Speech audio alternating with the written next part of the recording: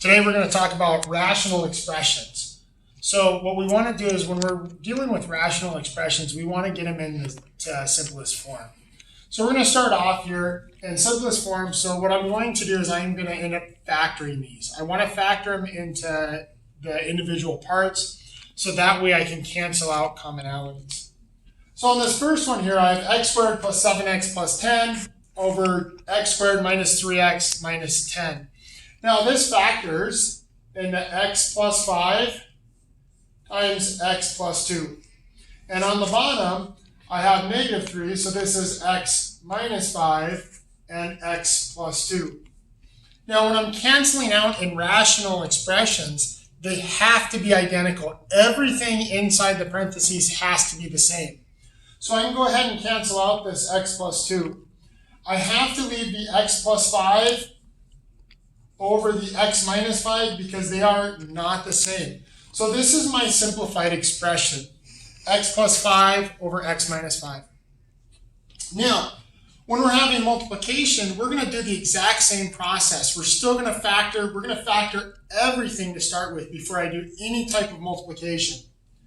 So here it says I have x squared plus 1 minus 6 over x minus 5 times the quantity x squared minus 25 over x squared plus 4x plus 3. So I'm going to factor everything. So I'm going to factor x squared plus 6. That gives me x plus 3, x minus 2.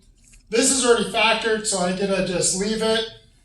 Times, I'm going to factor x squared minus 25. It factors into x plus 5, x minus 5. And then on the bottom, I'm going to factor in this into x plus 3 and x plus 1.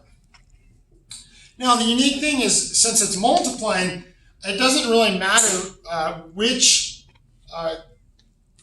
part it started in. I can actually cancel it out throughout. So I just look for commonalities here. I notice I have an x plus 3 here, x plus 3, they cancel out. X minus 5, x minus 5, they cancel out.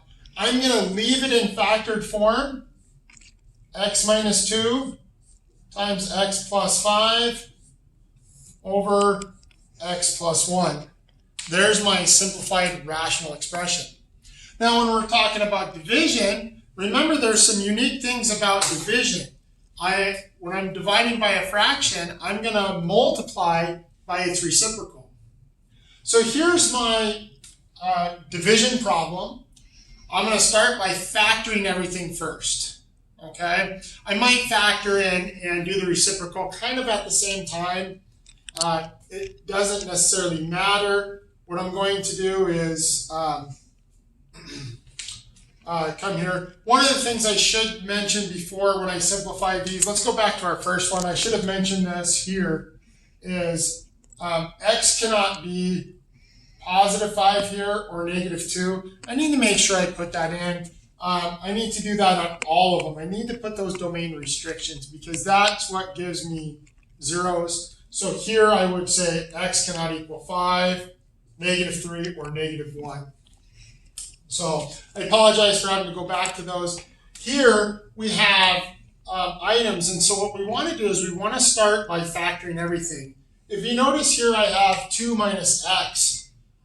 Everything else is in terms of x first. So we want to factor something out that would make this x first. And what we're going to do is we're going to factor out a negative 1. So this becomes x minus 2. Here I'm going to factor this into x plus 1 and x plus 1. Yes, you could write that as x plus 1 squared. It doesn't matter. The only reason I wrote it like this is in case we cancel out. It allows us to just kind of see that canceling out process. Divided by, I'm going to factor this, x plus 1, x minus 1. And up here, this becomes x plus 5 and x minus 2. Now I need to have my domain restrictions. Okay? So I'm going to look at my first one here. I'm going to look at what makes this 0, the denominator here, and that's negative 1.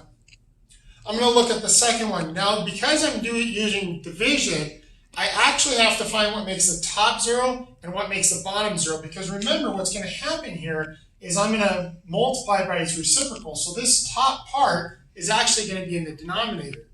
So I can't have -5, +2, -1, which I already have up here, or +1. So those are my domain restrictions. So now I'm going to multiply by the reciprocal, so I'm going to take my second one and flip it.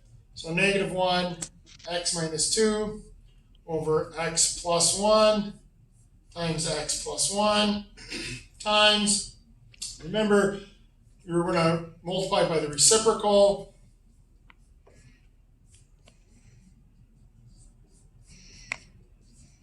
Okay, now I'm going to cancel out. X minus 2 cancel out, x plus 1, x plus 1. So I have minus -1, x minus 1, all over x plus 1 times x plus 5. There's my domain restrictions. I could multiply that -1 in. Okay? There you have it.